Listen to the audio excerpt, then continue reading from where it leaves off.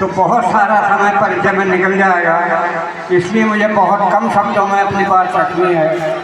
और मैं यहीं से शुरू करता हूँ अपनी बात को कि जितनी भी आज तक हर वर्ष गणतंत्र दिवस मनाया जाता है, इसका अर्थ सीधा सा यह है कि आज के दिन हमारा संविधान लागू हुआ।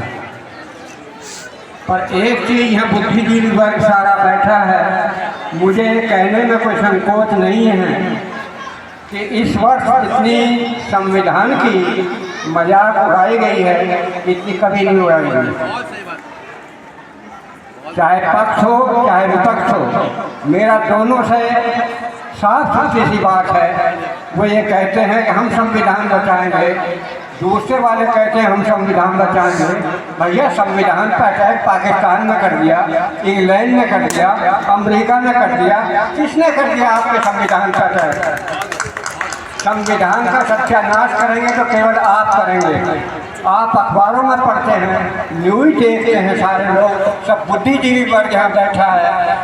आप ताज्जुब करोगे, जो माननीय सदस्य जिन्हें हम चुन के भेजते हैं उनकी रिश्वत का आलम यह है कि नोट पैसे नहीं मशीनों से गिने जाते हैं।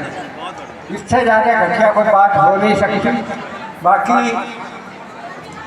जो चल रहा है उसमें बहुत बड़ा परिवर्तन तो छोटी इकाइयाँ कर नहीं सकते, पर अपने विचारों में, अपने मित्रों में ये प्रचार हम जरूर कर सकते हैं कि ऐसा नहीं, ऐसा होना चाहिए। अभी मैं एक चीज़ और कहना चाहूँगा, ख़ास तौर से बच्चों से मुखातिब होऊंगा, विद्यार्थियों से मुखातिब होऊंगा कि आज आपके हाथ में, आपकी मुट्ठी में IAS, PCS, डॉक्टर, इंजीनियर सब कुछ है, बशर्ते आप लगन के साथ लगें। अगर आप जैसे कभी मुझे DM बनना है और उसी प्रयास को उसी तरह करें तो कम से कम FDM तो आप बन ही जाएंगे। अगर मतलब ये है कि एकाग्रता है और कितनी खुशी होती है बच्चा जब आगे निकलता है। मैं आपको बहुत छोटी छोटी दो बात बताऊंगा। हमारे इसी स्कूल के प्रबंधक महोदय की बेटी ने जब पूरे हिंदुस्तान को टॉप किया तो मैं आपसे ईमानदारी से बताना चाहता हूँ कि मतलब एक मैं कर्नाटक में रहता था, वहाँ मेरे परिचित थे, वहाँ अखबार भी दूसरी भाषा में निकलते हैं और वो मुझे जानते थे यूपी का है और बिजनौर का है। जब उन लोगों ने वहाँ के अखबारों में पढ़ा तो मुझे फ़ोन करके पूछा क्या यूपी में इस परिचित हो इस लड़के साहब जिसने पूरा हिंदुस्तान टॉप किया, क्या आप इससे परिचित हो? मैंने कहा कि मेरी बेटी है। आप ताज्जुब करोगे, उनकी बधाई का संदेश जितना मुझ पर आया उतनी बधाई मुझे कभी नहीं मिली आज तक। मैं जब विद्यार्थियों से भी साफ कहता हूँ, टीचर से भी साफ कहता हूँ, अरे गर्व के साथ कहो कहाँ पढ़ रहे हो, क्या हम उसी स्कूल में पढ़ रहे हैं जिनकी बेटी ने पूरे हिंदुस्तान को टॉप करा है। उस अध्यापक की आप ये कहो कि हम वहाँ टीचिंग दे रहे हैं जहाँ की बेटी ने पूरे हिंदुस्तान को टॉप करा। तो ये हमारे लिए गर्व की बात है। मुझे तो आश्चर्य होता है, भगवान का कितनी बार मैं शुक्रिया अदा करता हूँ कि मैं जानता हूँ कि हमें ये मौका मिला कि हमारी बेटी पूरा हिंदुस्तान, IAS डिग्री ही बहुत बड़ी है, पूरे हिंदुस्तान में टॉप करना के मामूली बात नहीं है। अब मैं दूसरी बात आगे और बढ़ता हूँ कि ये विद्यालय है, एक छोटी सी इकाई थी, इतनी सी, मुझे खूब ध्यान है, मेरे मित्र थे डॉक्टर, तो ये इतनी इकाई शुरू करी थी। आज सुनील शर्मा की वजह से और YD शर्मा की वजह से जिनका पसीना इसमें लगा हुआ है, ये विद्यालय आज आप आपके जनपद में सबसे अच्छी प्रगति पर जा रहा है। आज का जो कार्यक्रम आप देख रहे हैं, मैं दावे के साथ कहता हूँ गाड़ी लेकर निकल जाइए पूरे जनपद में, शायद ही कहीं इतना अच्छा प्रोग्राम आपको हाथ आएगा। तो मेरी शुभकामनाएं इस विद्यालय के लिए, सुनील साहब के लिए हैं। मैं हर वक्त हाजिर हूँ इस स्कूल की शुभकामनाओं के लिए, इनकी अच्छी भावनाओं के लिए, जिसने इतना बड़ा पैकेज, अगर पैसा ही सब कुछ था तो मैं तो एक सेकंड में एक बात करना चाहूँगा। गुरु नानक जी अपना प्रचार कर रहे थे, उस वक्त हिंदुस्तान और पाकिस्तान एक था, तो लाहौर में पहुँचे, उन्होंने अपना प्रवचन शुरू करा।